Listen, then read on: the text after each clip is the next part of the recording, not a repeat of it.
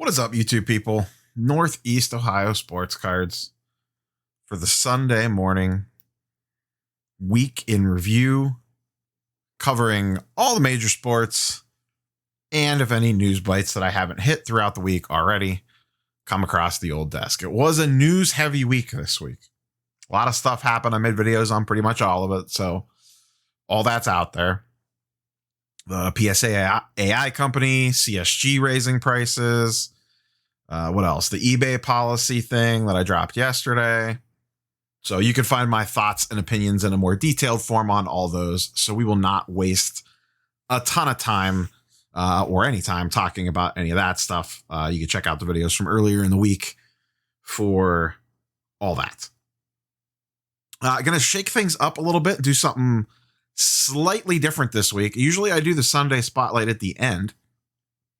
And I should say, don't forget, like, comment, subscribe, all the YouTube stuff. Oh, and if you haven't, follow me on Instagram or Twitter. The links are in the description down below. I have very few Instagram followers, 258, bunch of slackers. So go follow me on Instagram. I don't post a ton. I take pictures of cards every once in a while, throw them on there. I don't really do Instagram stories. I'm too old for Instagram stories. I don't understand them. So, but I will throw some pictures up whenever I pick up cards and stuff and comic books and throw them on there. So we're going to do something a little different today. And we're going to do Sunday Spotlight first instead of last. And that is because, and you may have seen this, I made a few mentions of it throughout the week in community posts, but I know a lot of people don't see those. I had a guest appearance on Regie Collects Comics. If you did not get a chance to see it, I will link to the video down below. I have it pulled up here. He is a very large comic book channel for those that do not know. We had connected a few weeks back and then reconnected, and he wanted to have me on the show to talk about sports card collectors entering the comic book market. It's about a 35 minute interview. The first 15 minutes, he's kind of going over new comic book day stuff and some other little newsy stuff, and then he brings me on. But highly recommend the video. It was absolutely fantastic.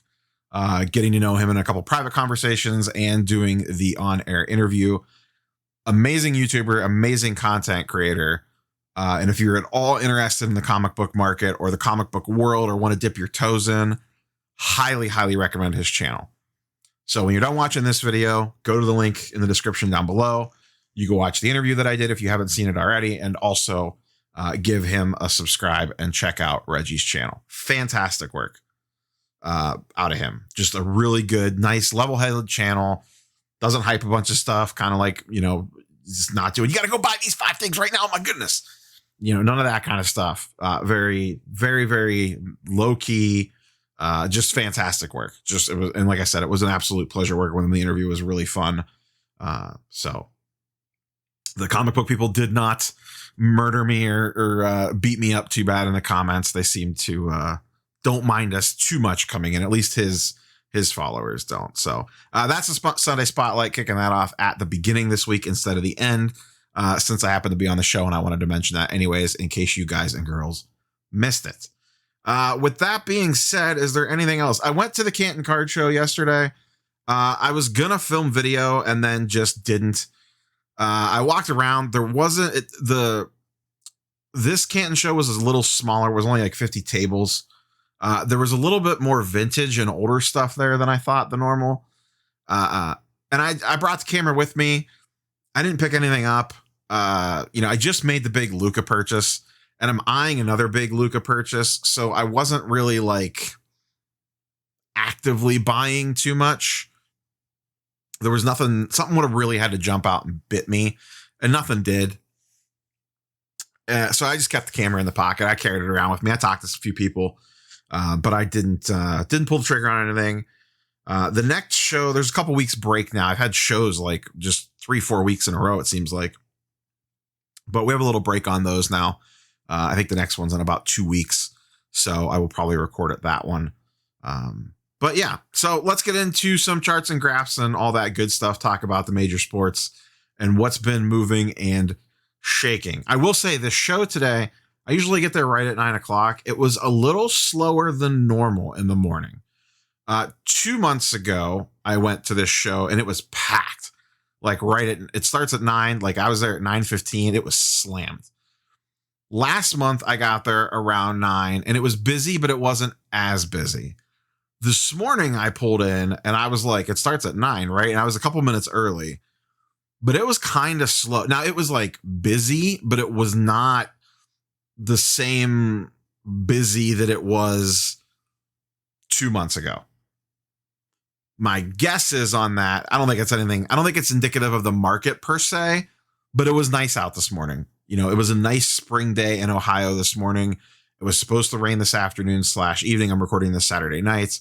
And I'm wondering if that you know what I mean? I think the weather and, like I said, the world getting back to normal is beginning to pull people away from the different markets. Now, I mean, car prices are still going up, still going down, but it just seemed, now by the time I left, it had picked up a little bit, but it was definitely a different energy in the room from 2 months ago when I was there.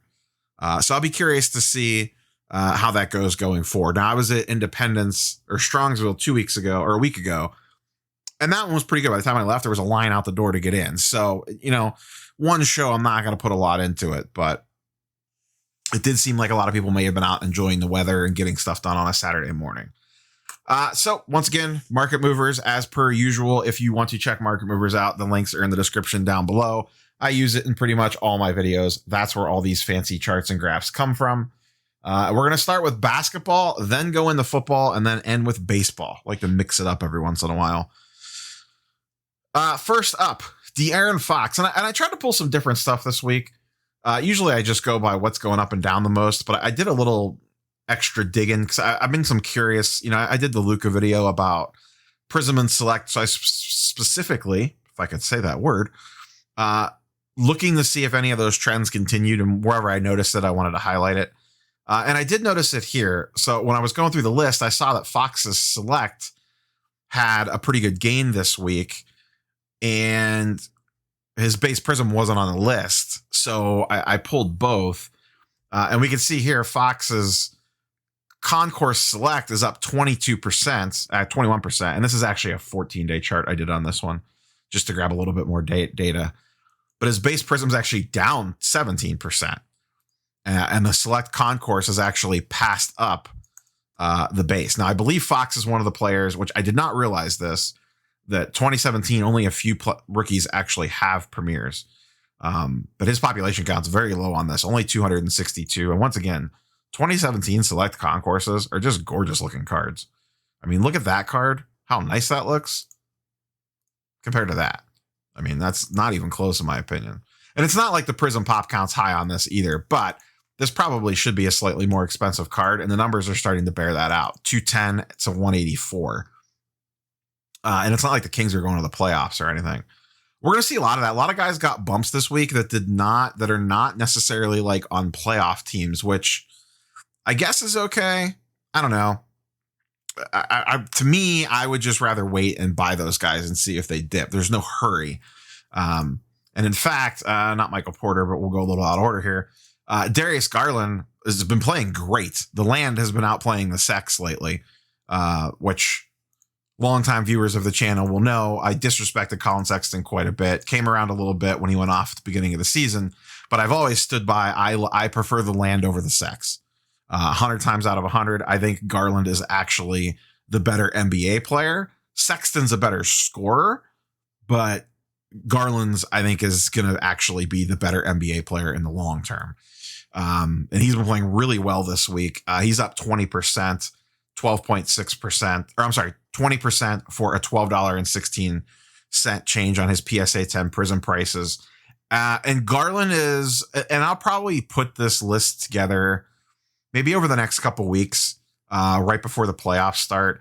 Garland will definitely be on. I'm going to keep an eye on his prices during the playoffs and see if they dip and maybe pounce. He's one of those players that once the Cavs are officially eliminated, which shouldn't be long now, I am definitely going to have my eye on because he's not that expensive.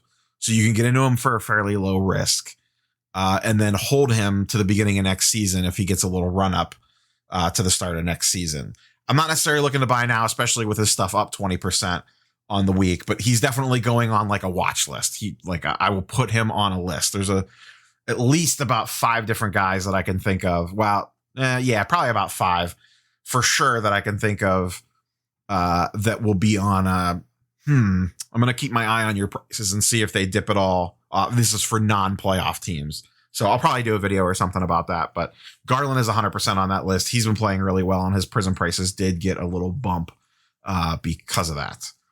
MPJ, kind of the biggest winner, and I actually ran his stuff back 2 weeks because he's been trending up slowly for a while now. And the Jamal Murray injury, I know I recommended him and Donovan Mitchell pretty heavy in the Western Conference playoff video, and Porter Jr.'s prices have not slowed down. And in fact, the Nuggets as a team have not slowed down. They've been still playing great. I think they were 4-0 last I checked since the Murray injury.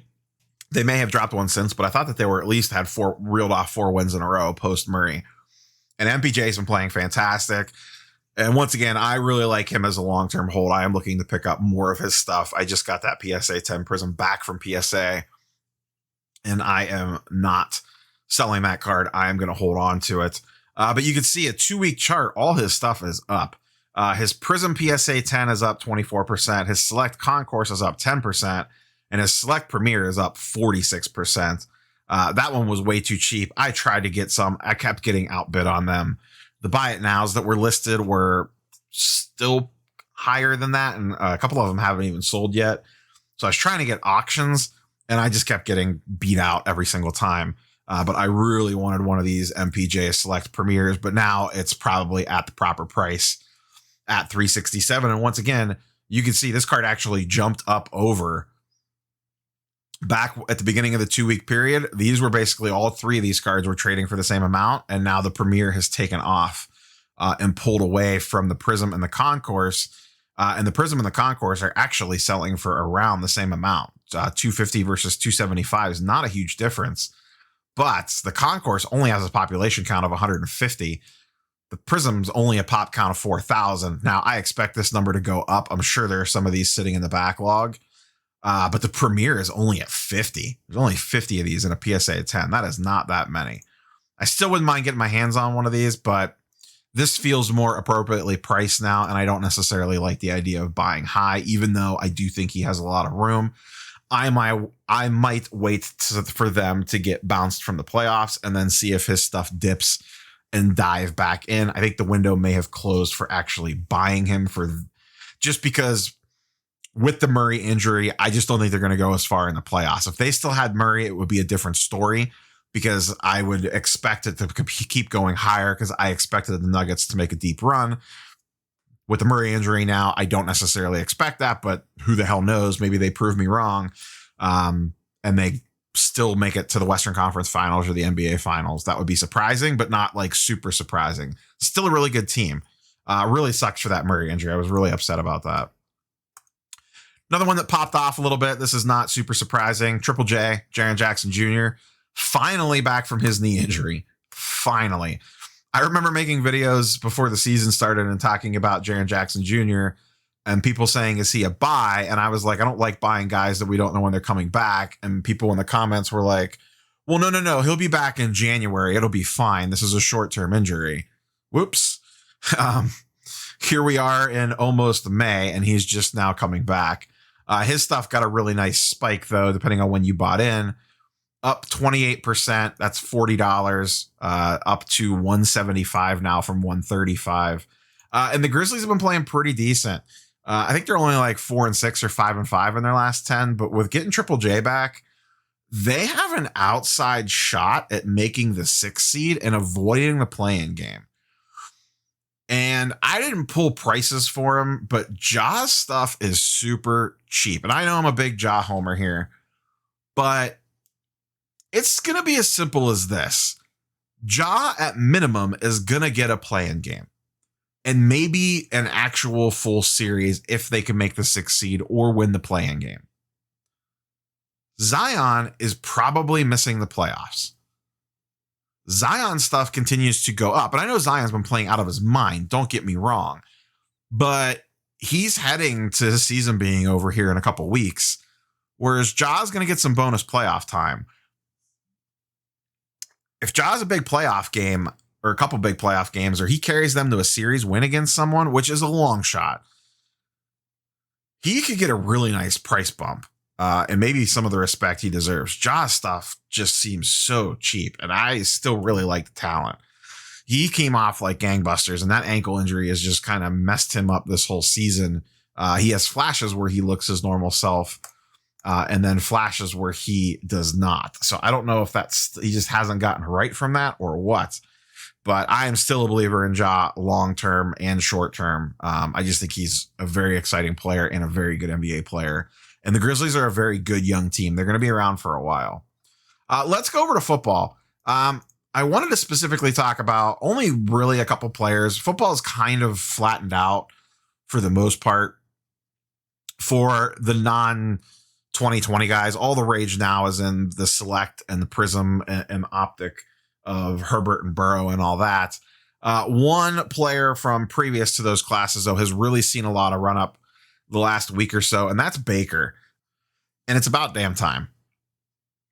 Baker, in my opinion, is ridiculously undervalued compared to the other quarterbacks in the 18 class and 19 class. And I actually still think he's too cheap. I'm still buying his stuff.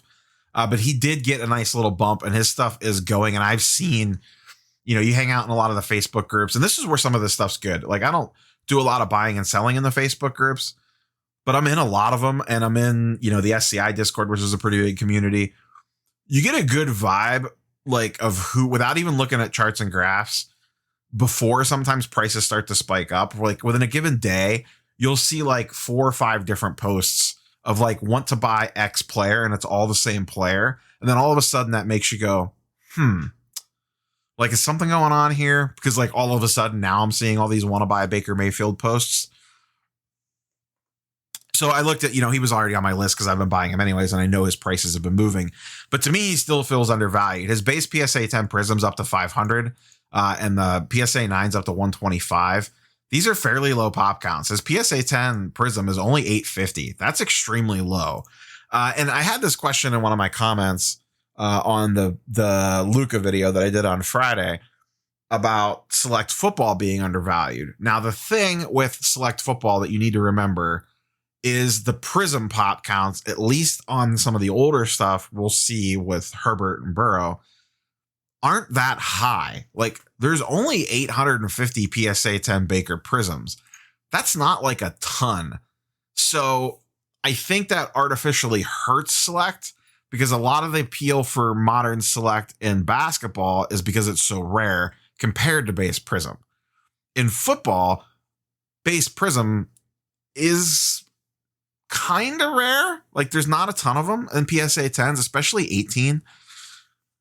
So to me, this card still feels way too cheap at $500. I expect this to continue to go up, especially as the season approaches. But you look at his stuff, you look at his prices compared to Lamar and Josh Allen and Kyler, and the Browns are legit good.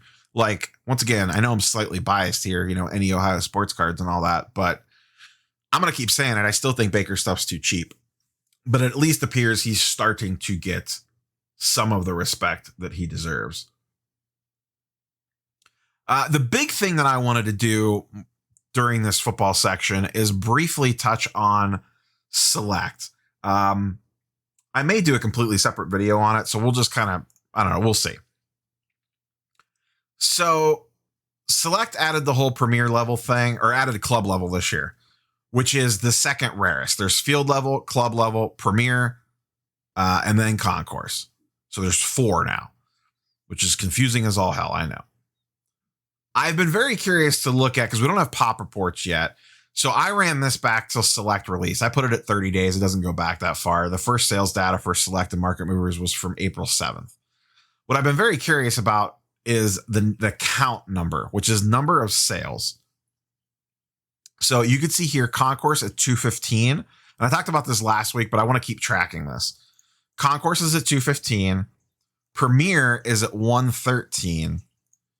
Club levels at 40. And field levels at 26. So, and field level getting the respect it deserves at 163 seems about right. Premier level at 85 and club level at 90. This one, there's something wrong with. There's 113 premiers so far and only 40 club levels. One of two things is wrong here. Either this is undervalued or this is overvalued. And I think it's going to take a while for the market to figure this out, because this club level, this being new, I don't think people are going to realize. If you're chasing singles of players from the 2020 rookie class, and keep this in mind for basketball, we don't know that there's going to be club level in basketball, but I assume there's going to. They're almost identical products. Keep this in mind for that as well. Go after club level.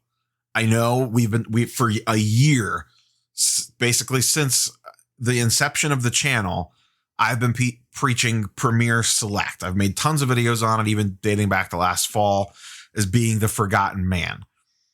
Well, now I think it's going to be club level.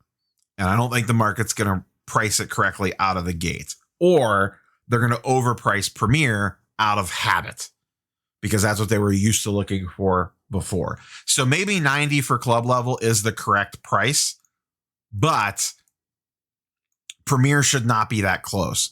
There should be a gap there.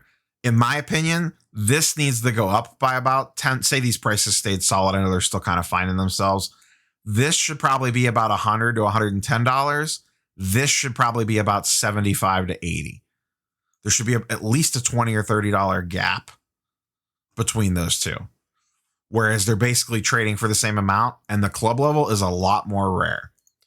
I think when you get down to it and all this stuff shakes out, I don't know that I think Premier is going to be the one that's lost in the woods, because it's not going to be as rare as Concourse, or it's going to be more rare than Concourse, but it's not going to be as rare as club level, and field level is still going to get all the respect.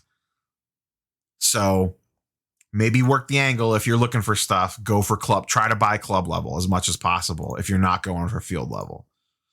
And then when you look at silvers, that's the other thing I wanted to run. The population reports get real muddy. Premier level is only at 18, which is about what I would expect. And once again, this is the same date range going back to April 7th. But the other three are almost all the same. Club level has had 31 sales. Concourse has had 41, and Premier has had 36. So when you get into silvers, other than field level, at this point, there's not a ton of difference between the three. Now, once again, we'll see where that shakes out once pop reports start coming back from PSA and all that stuff. And with this stuff, we actually probably will get legit pop reports for, because if you're pulling a Herbert Silver, you could justify the $300 Super Express to PSA for something like that. So, and that has been the case in years past. If you look at select silver pop counts in older sets compared to base cards, stuff gets wonky real quick. And things don't make a lot of sense, where you think the silver would be more rare, but in some cases it's not. It's actually more common. There's some field level years where that happens, which is a super quirky thing. But yeah, the big thing here is on the base level stuff. Keep an eye on club level prices. I think people are sleeping on it or not pricing it correctly. And if you see Premier selling close to club level, I would probably look to get off that Premier and move in the club level. Like, if I pulled this Premier and I could go somewhere and sell it for 85 and they had a club level in the case for 90 and just pay an extra $5 all day, you'll make that swap. So if you have Premier, try to get in the club level for the same price while these comps are similar. That's it for football. Let's get into baseball. Just kind of a macro view, and then we'll get into a couple individual players. I pulled up Tatis, Soto, and Acuna Chrome.